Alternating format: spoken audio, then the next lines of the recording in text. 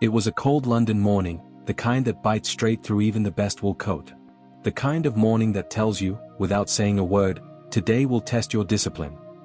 Traders know that feeling well. Markets open without mercy. Charts move whether you're ready or not. And on this particular morning, David, a man whose entire adult life had been stitched together by charts, candlesticks, and the strange mathematics of human behavior, sat across from an interviewer who wanted to understand something far more complex than money. He wanted to understand why so many traders fail. David didn't blink. He had heard this question 1,000 times, from young hotshots with fresh capital to old defeated men who swore the market had a personal vendetta against them. He leaned back, breathed out, and began with the line he had told many beginners, the line that almost always confused them. "It's always been my understanding," he said calmly, "that it's quite difficult to make money long-term when you're trading currencies or indices. But you can make money in very short time frames, if you know what you're doing." The interviewer raised an eyebrow. "So you don't trade short time frames?" "Sometimes," David replied. "But not the way people imagine." He leaned in slightly, as if sharing a secret most traders would pay daily to learn. "I look at the Forex market on the daily chart. That's where I read the trend. That's the truth of the market, the long story. But I use the 4-hour chart for entries. It filters out the noise. Yesterday I even dropped down to the 30-minute chart because I had the time, but I don't today." There was something matter-of-fact in his voice, like a doctor diagnosing a patient without emotion.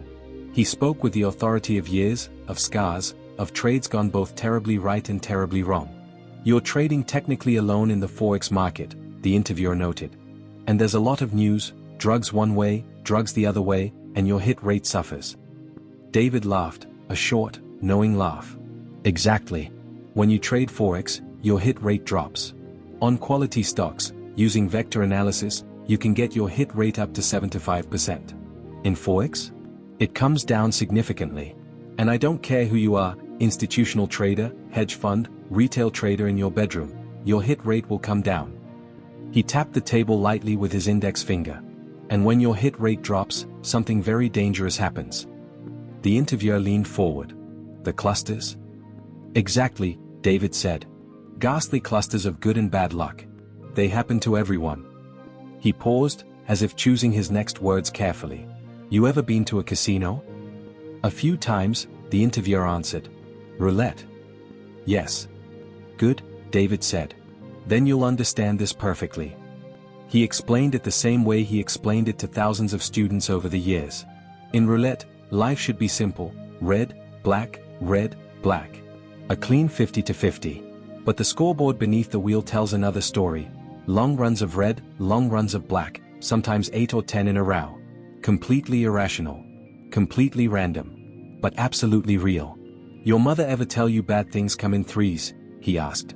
"Yes," the interviewer said. "That's because life is mostly random," David replied. She made 8 memorable observations in her whole life, saw a cluster of 3, and built a philosophy around it. That's randomness for you. He smiled, not in mockery, but in simple acceptance of how the human mind works. "In a 50% system," he continued, "you get 2 bad ones in a row every 4 trades. You get 3 bad ones every 8 trades. You get 4 bad ones every 16. And you get 5 bad ones every 32 trades." He paused again, this time to let it sink in. "Imagine losing 5 trades in a row. Imagine how shaken you'd be. Imagine how your discipline would suffer. Most people don't recover from 2 losses, let alone 5. There was a long silence. The interviewer understood what he was hearing, but understanding didn't stop the uncomfortable truth from settling in. "And it gets worse," David said, voice low.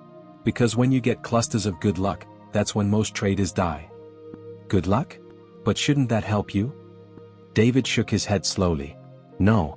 Because good luck triggers something deep in your brain. The pituitary gland, right between your ears. It pumps chemicals, Zulu muti, magic medicine, whatever name you want to give it. And suddenly you feel invincible. You forget discipline. You forget position sizing. You break your own rules. You think you're a god. And that's how people go bankrupt."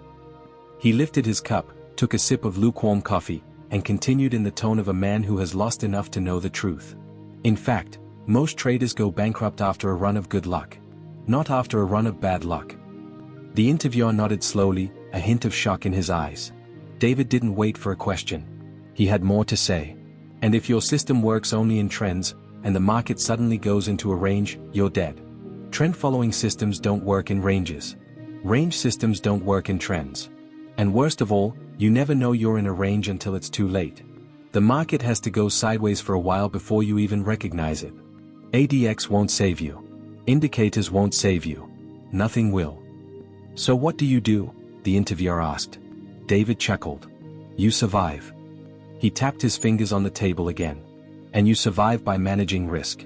Nothing else. He sat up straighter. If you can maintain a 60% hit rate in Forex, you're a monster. If you can keep 55? You're up there with the best. You can even make money with a 50% system, if you make 3 times more when you're right than you lose when you're wrong. He raised a finger. 5 wins times 3 equals 15. 5 losses times 1 equals 5. Your net 10 in 10 trades. That's how you survive. He leaned back again. That's how I've survived. The interviewer shifted. What about your best trade?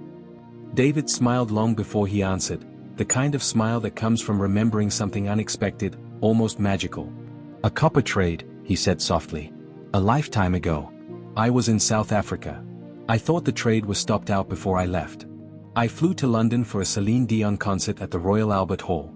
Titanic era, 1999. He laughed at the memory. So I opened my brokerage account, expecting nothing. And suddenly there were thousands in it. Copper had blasted up the page. I'd missed the stop by a tick or two. And because I didn't know I still had a position, I never cut it. It just kept running, and running, and running. The interviewer's eyes widened. That must have felt incredible. It was. David nodded. But don't let it fool you. I've had more trades go wrong than go right.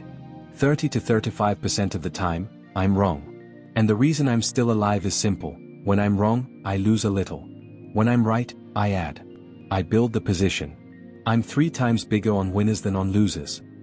He paused a moment. I'm not consistent because I read markets better than everyone else. I'm consistent because I manage risk better than most. He laughed again, a softer, gentler laugh. My friends always ask, David, how can you be a commodities kid but still be the most conservative guy in the world? When I hire a car at the airport, I take every insurance. Windscreen, tires, cover, everything. He tapped the table once more, this time slowly, thoughtfully. And that, he said, is why I'm still here. Why I've survived decades in markets where thousands have come and gone. He looked at the interviewer with a clarity that cut through the noise of the world. The objective of doing business, whether you're trading, running media, building a company, is to do business at the least risk possible. Outside, a bus hissed past in the rain. Someone cursed at traffic. Someone else laughed into their phone. Life continued in its chaotic randomness. But inside that room, David had just given a masterclass, not just on trading, but on human nature, discipline, and survival. Because markets don't kill traders. Their minds do. And only the ones who understand clusters, who respect randomness, who survive both euphoria and despair, make it far enough to tell their story. David did. And now Roland, so will you.